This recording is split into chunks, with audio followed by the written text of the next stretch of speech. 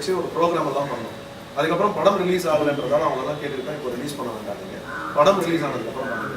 So அன்னைக்கு பதிவு பண்ண பதிவு தான் இதெல்லாம் வெளியே வரலாமே தவிர இன்னைக்கு நாங்கள் பதிவு பண்ணுறது தயாராக இல்லை. இன்னைக்கு வந்து போய் எல்லா சேனல்ஸ்லையும் விஜய் டிவி பண்ணாங்கன்னா பண்ணுவோம், ஏன்னா கண்டென்ட்டை வந்து அவங்க வாங்கியிருக்காங்க. மற்றபடி வேறு சேனல்ஸ்க்கு பண்ணுறதுக்கான எண்ணங்கள் எக்ஸ்க்ளூசிவ் அன்றைக்கே கொடுத்துட்டோம் சாங், அதனால் அது ஓடிக்கிட்டு. மற்றபடி அவருடைய சேனலாக அப்படிலாம் கிடையாது. ஒரு பொதுவாக ஒரு சினிமாவில் ஒரு எல்லாரும் கடைபிடிக்க வேண்டிய ஒரு விஷயங்களை நம்மளும் கடைபிடிச்சாங்க. குறைஞ்சபட்சம் ஒரு 250 தேட்டர் போச்சு. வேற எங்கேயும் போச்சு. ஆந்திரா பண்ணல, இது கேரளா பண்ணல, கர்நாடகா. எஃப்எம்எஸ் தான் நான் கொடுக்கறதே இல்லை சார்.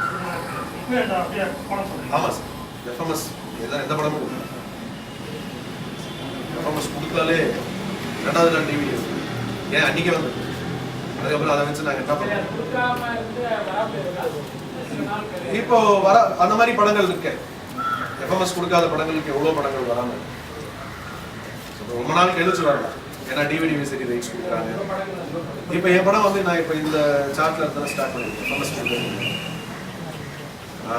சேட்டலைட் மாத்திரம். அதுக்கப்புறம் லேட்டர் ஸ்டேஜில் ஓவர்சீஸில் என்னென்ன சேனல் இருக்கோ அதை நாங்களே வச்சுருக்கோம்.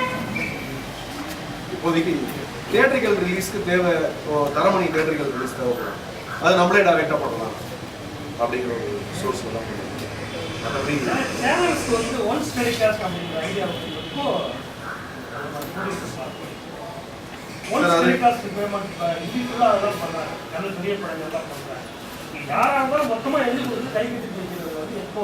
சார் அங்கே இந்தியாவில் 5 வருஷத்துக்கு மேலே படம் கிடையாது. இங்கே வந்து 99 இயர்ஸ் ப்ளஸ், அப்புறம் இன் ஃபியூச்சர் என்னென்னலாம் இன்வென்ட் ஆகுதோ அதெல்லாம் கூட அவங்களுக்கு அப்படின்னு ஏறி வச்சுருக்காங்க.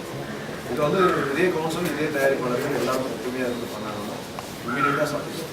இதை நாங்கள் பேசுவோம். ஏன்னா சின்ன சின்ன